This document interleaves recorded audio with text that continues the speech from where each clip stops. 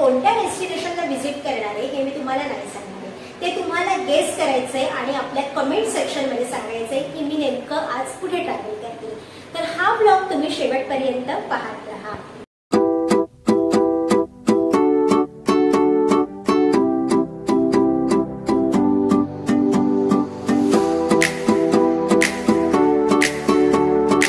तर आता जस्ट आम्ही गाडीत बसतोय आणि आता इथून पुढचा प्रवास सुरू करणार आहे। तर हा प्रवास नेमका कसा असणार आहे ते बघण्यासाठी तुम्ही पाहत राहा आपला ब्लॉग शेवटपर्यंत।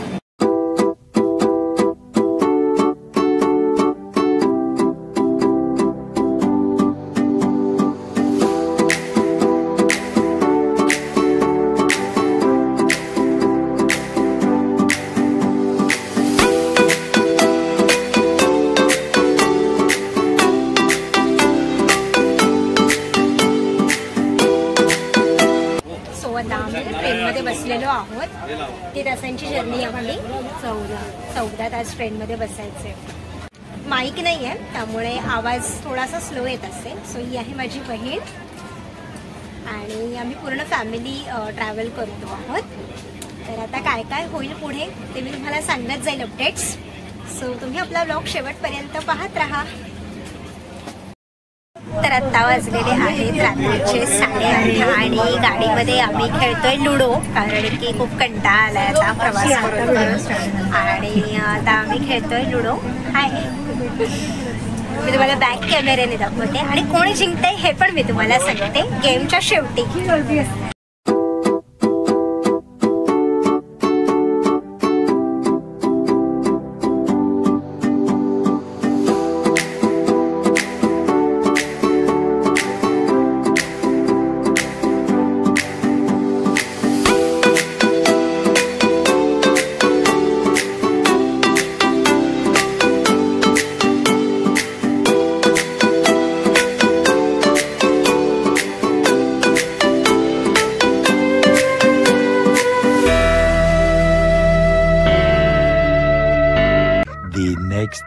सो आता वाजलेले आहेत सकाळचे 4:45 आणि आता आम्ही जुनागड स्टेशनवर पोहोचलेलो आहोत। आता जाणार, रूम वगैरे चेक इन करणार आणि मग पुढचे अपडेट्स मी तुम्हाला देतेच। सो आता आम्ही जिथे उतरलो आहोत तिथली मी तुम्हाला रूम टूर देते आणि त्या हॉटेलचे डिटेल्स पण मी डिस्क्रिप्शनमध्ये टाकेन किंवा मी तुम्हाला सांगेन, जेणेकरून तुम्ही कधी इथे आलात तरी तुम्ही इकडे येऊन राहू शकता। सो आता मी तुम्हाला बॅक कॅमेरानी रूम टूर देते। आमचा रूम नंबर आहे 103 आणि आता इथे एंट्री केलेली आहे। हॅलो, हाय हाय। सो हे आहेत आमच्या बरोबरचे आमचे फॅमिली मेंबर्स। त्याच्यानंतर इकडे आहे मिरर पहिला, त्याच्यानंतर इकडे एक असं त्यांनी टीव्ही सेक्शन दिलेलं आहे पण टीव्ही नाही आहे इकडे, आणि ही अशी जागा दिलेली आहे। त्याच्यानंतर हे आमचं सगळं सामान आहे, तुम्ही बघू शकता, थोडं अस्ताव्यस्त आहे पण ठीक आहे।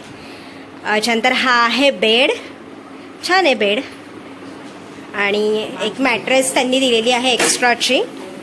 त्याच्यानंतर इकडे आहे गॅलरी वगैरे दिलेली आहे आणि गॅलरीच्या बाहेर ह्या साईडला जर तुम्ही बघितलं तर छान असा माउंटेन व्ह्यू आहे आणि खालीच मंदिर आहे आणि ही अशी बाजू आहे, बाहेरची बाजू आहे। इकडे पण माउंटेन व्ह्यू आहे, बघू शकता तुम्ही।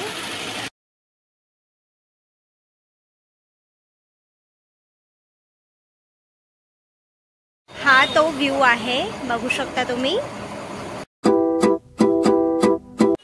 Good morning. तर आता वाजलेत सकाळचे 7:30 आणि आम्ही आलेलो आहोत गिरनारला। मी मगाशी म्हटल्याप्रमाणे तुम्हाला मी स्टेशनवरचं सगळं दाखवलं। आता आम्ही गिरनारला आलेलो आहोत। आता गिरनार पर्वत चढायला सुरुवात करणार आहे। तर गिरनार पर्वताविषयीची माहिती आणि गिरनार पर्वत चढायला एकूण किती पायऱ्या आहेत याविषयीची माहिती तुम्हाला आपल्या व्हिडिओच्या माध्यमातून देणार आहे। त्यामुळे आपला व्हिडिओ तुम्ही न चुकता बघितला पाहिजे आणि हो, जर कोणी सबस्क्राईब केलं नसेल तर आपल्या चॅनलला लगेचच सबस्क्राईब करा। हे आहे हनुमानाचं मंदिर. असं म्हणतात गिरनार पर्वत चढण्याच्या सुरुवातीला ह्या हनुमानाचं दर्शन घ्यावं आणि मगच गिरनार पर्वत चढायला सुरुवात करावी. त्यानंतर पहिल्या पायरीची पूजा होते आणि मग गिरनार पर्वत चढायला सुरुवात करतात. त्यानंतर पहिल्या पायरीच्याच बाजूला इकडे श्री दत्त महाराजांचं मंदिर आहे. त्या मंदिरातही आम्ही दर्शनाला आलो. त्यानंतर आम्ही रोपवेसाठी आलो. गिरनार पर्वत चढण्यासाठी 2 ऑप्शन आहेत. एकतर तुम्ही रोपवेनेही जाऊ शकता किंवा तुम्ही 10,000 पायऱ्या चढूनही जाऊ शकता. परंतु आम्ही रोपवेने जाणार होतो, त्यामुळे आम्ही रोपवेसाठी इकडे आलोत. आणखीन एक गोष्ट सांगायची म्हणजे जर तुम्ही रोपवेने गेलात तर रोपवे तुम्हाला अंबामाता मंदिरापर्यंत आहे आणि तिकडून तुम्हाला 5,000 पायऱ्या या चढूनच जायच्या आहेत.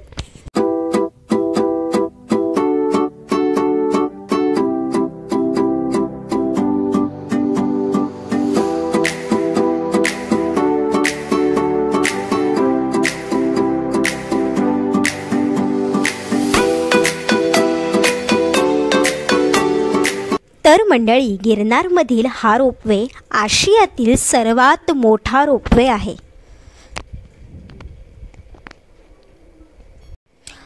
तसंच हा रोपवे गुजरातमधील जुनागड जिल्ह्यातील गिरनार पर्वतावर बांधला गेलाय. हा गिरनार रोपवे प्रवाशांना 900 मीटर उंचीवर घेऊन जातो. त्यानंतर अंबामाता मंदिरापासून 5,000 पायऱ्या या चढाव्या लागतात. तसंच गिरनारच्या एकूण चढाव्या लागणाऱ्या या पायऱ्या आहेत 9,999. परंतु जर तुम्ही रोपवेने जात असाल तर मी मगाशी म्हटल्याप्रमाणे 5,000 पायऱ्या या अंबामाता मंदिरापासून चढाव्या लागतात. रोपवेमधून बाहेरचं दृश्य हे मनाला मोहून टाकणारं दृश्य आहे.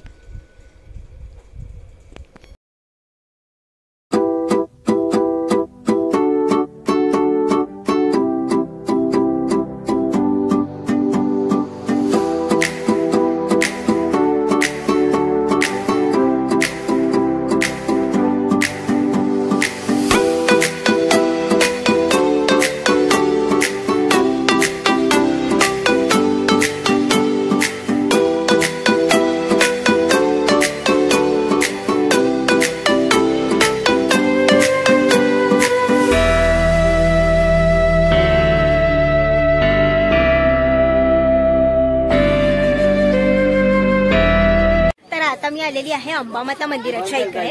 हे अंबामाता मंदिर नेमकं कसं आहे ते मी तुम्हाला दाखवते. तर हे आहे ते अंबामाता मंदिर.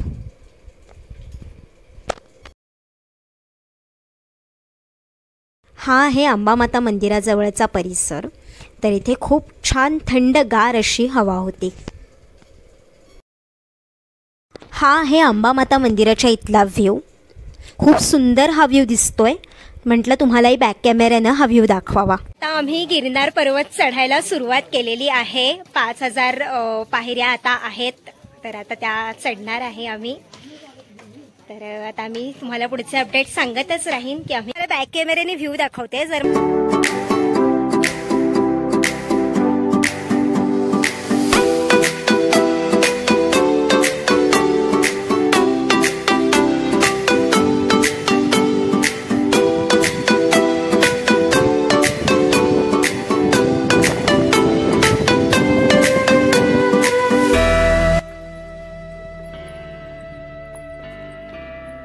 जय गिरनारी. पोहोचलेलो आहोत. तुम्हाला बॅक कॅमेऱ्याला गुरु शिखर दाखवते. गुरु शिखर दाखवत होते तेवढ्या तिकडे धुकं आलं. इकडे हवा भरपूर आहे पण एक्सपिरियन्स खूप छान येतोय. तर मंडळी, हे जे समोर दिसतंय ते आहे गुरु शिखर. आपल्याला तिकडे जायचं आहे आणि तिकडे जाण्यासाठी इकडून अशी ही वाट आहे. इकडनं चढत आपल्याला तिकडे जायचंय. तर इथून श्री दत्तात्रयांच्या चरणपादुकांजवळ जाण्याचा मार्ग आहे, अर्थात गुरु शिखराजवळ. त्यानंतर खाली कमंडलू कुंड म्हणजेच अन्नछत्र आहे.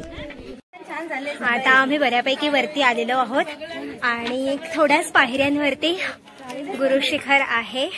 मला खूप दम लागलाय कारण मी कंटिन्यू चालत आलेली आहे. काही शूट करता आलं नाही कारण थोडा दम लागत होता, तहानही लागत होती मध्ये मध्ये. त्यामुळे मी आता तुम्हाला दाखवते गुरु शिखर. तर मंडळी तब्बल 5000 पायऱ्या चढून आम्ही गुरु शिखरावर आलोत आणि आतमध्ये शूट करून देत नाहीत, त्यामुळे आतमधली मूर्ती नेमकी कशी आहे हे मी तुम्हाला फोटोच्या माध्यमातून दाखवण्याचा प्रयत्न नक्की करेन। तर अशा प्रकारे महाराजांची मूर्ती तिथे आहे। कमंडलू अन्नछत्राच्या इथे असा प्रसाद असतो। जय गिरनारी। तर आता आमचं दर्शन घेऊन झालेलं आहे आणि आता आम्ही बसणार आहे।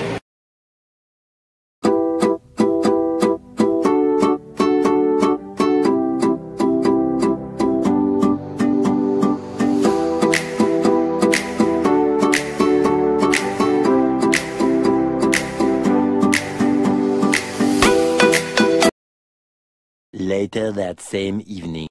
Good evening. तर आता वाजलेत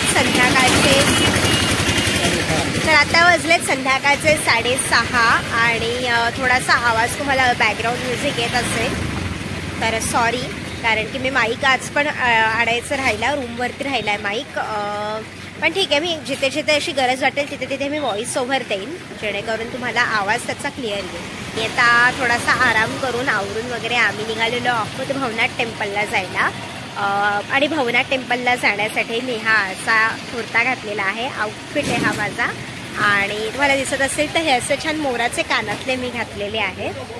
तर मी माझा पूर्ण आउटफिट तुम्हाला दाखवेन फुल व्हिडिओमध्ये। त्याच्यानंतर आता जाणारे भवनाथ टेम्पलला बघण्यासारखं काय आहे हे मला नाही माहिती, कारण मी आताच पहिल्यांदाच चालली आहे तिकडे, पण नेमकं काय काय बघण्यासारखं आहे हे मी तुम्हाला आपल्या ब्लॉगच्या माध्यमातून दाखवेन। सॉरी, आजूबाजूचा आवाज थोडासा इग्नोर करा कारण मी आज माईक विसरली आहे। त्यामुळे आता पुढे काय काय बघेन साईड सीन्स ते मी तुम्हाला आपल्या ब्लॉगच्या माध्यमातून दाखवेन, त्यामुळे तुम्ही आपला ब्लॉग शेवटपर्यंत पाहत राहा। तर हे आहे भवनाथ टेम्पल खूप छान आहे। भवनाथ टेम्पलच्या एक्झॅक्ट मागे शंकराची पिंड असलेली एक इमारत आहे, तीही खूप सुंदर दिसते। तर असं आहे हे भवनाथ टेम्पल। भवनाथ टेम्पलमध्ये आलो तेव्हा भवनाथ टेम्पलमध्ये आरती सुरू आहे, तर आता ही आरती आपण पाहूया।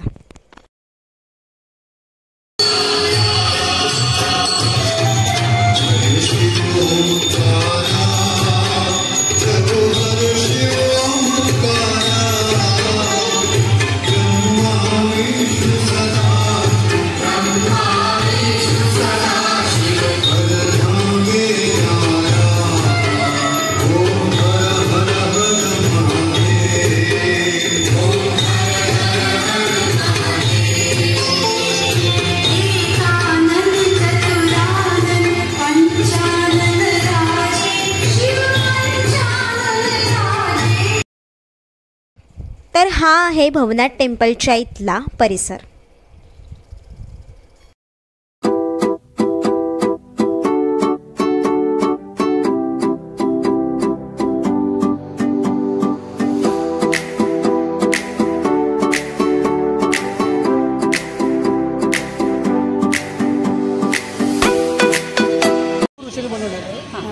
या पुण्यामध्ये पाणी इतकं भरलं जातं। महाशिवरात्रीला जे गिरनारचे महंत सगळे जंगलातले आणि हिमालयातले महंत सगळे इथे येतात। महंतांना फक्त याच्यामध्ये उडी मारायला परमिशन असते, सगळे याच्यात उडी मारतात। याच्यामध्ये त्यांना 7 चिरंजीवांचे दर्शन होतं। गुगलला टाका 7 चिरंजीवी, अश्वत्थामा, महाबली, हनुमान, दत्त महाराज, शंकर, जशी तुमची साधना असेल ना तसे त्यांना त्या सूक्ष्मात दर्शन होत जातं आणि त्यांना लोकांना आसक्ती असते शंकर आणि हे दत्त महाराज यांचं दर्शन घ्यायचं, पण जशी साधना असेल ना तशी त्यांना दर्शन मिळेल। आणि त्याच्यामध्ये त्या साधू संतांपैकी महंतांपैकी एक महंत लुप्त होतं, ते साक्षात शिव असतं, ते कोणाला माहीत नसतं। फक्त महाशिवरात्रीला एक गोष्ट इथे घडली म्हणून ते कुंड फार फेमस आहे, मुगी कुंड महाशिवरात्री। बाकीचे लोक VIP काय साधू संतांना बघायला उभे असतात आणि त्यांचं व्हायब्रेशन असतं, आपल्याला आतमध्ये परमिशन नसतं। म्हणजे जमलं तर या हे आता महाशिवरात्रीला हे जे हॉस्टेल रूम्स आहेत सगळ्या एका दिवसाची 10,000 रुपये रूम्स करायचे, वरतून आपलं बघायचं 10,000 रुपये एका दिवसाची, वरतून त्यांना त्यांचा हे बघायचं असतं मेला जुलूस, तो जुलूस तिकडून मग गुरु शिकवलं जातं वाजत गाजत महाशिवरात्री घडते। म्हणून त्यावेळेला खूप पुस्तकात तुम्हाला लेख सगळं दिलेलं त्याचं आणि गुगलला टाका 7 चिरंजीव जंक्शन. काका माहिती देत होते. काकांची माहिती ऐकून झाल्यानंतर आम्ही आलो अन्नपूर्णेच्या मंदिरामध्ये. हे आहे ते अन्नपूर्णेचं मंदिर.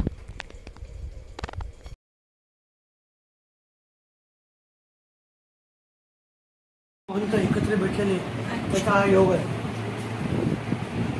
एकाच वेळा भेटले.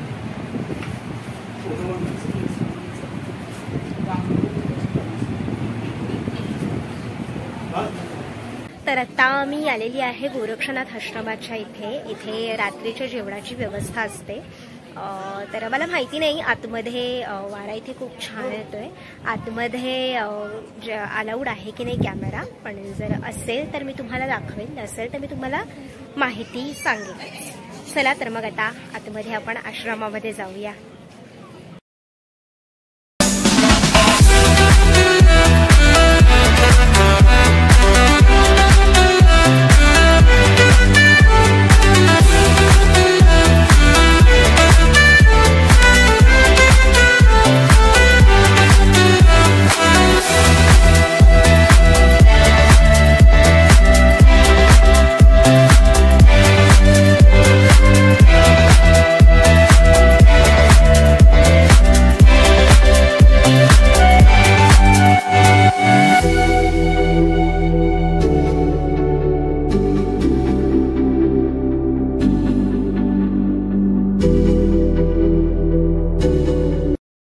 तिथल्या आश्रमातला नियम खूप कडक आहेत.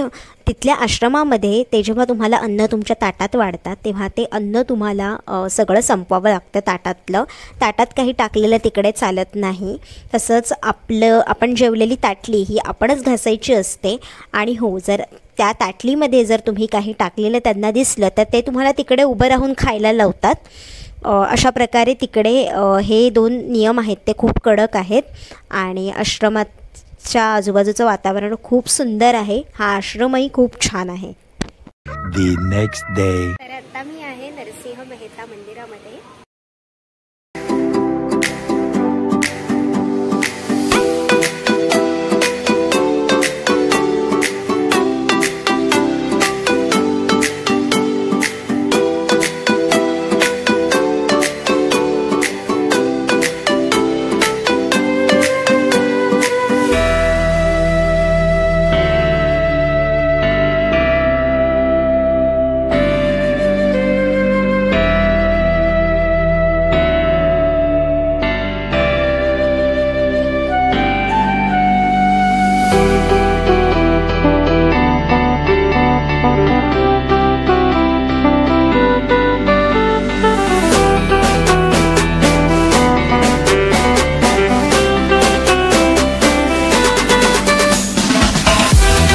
घरी जायच्या वेळेला आम्ही जयश्री कृष्णा हॉटेलमधनं शुद्ध शाकाहारी अशी गुजराती थाळी खाल्ली. तर असा होता गिरनारचा ब्लॉग. तुम्हाला हा ब्लॉग कसा वाटला ते मला कमेंट करून सांगा. ब्लॉग आवडला असेल तर लाईक, शेअर, कमेंट आणि सबस्क्राईब करायला विसरू नका. भेटूयात लवकरच अशाच एका नवीन विषयासह नवीन ब्लॉगमध्ये. तोपर्यंत सगळ्यांनी काळजी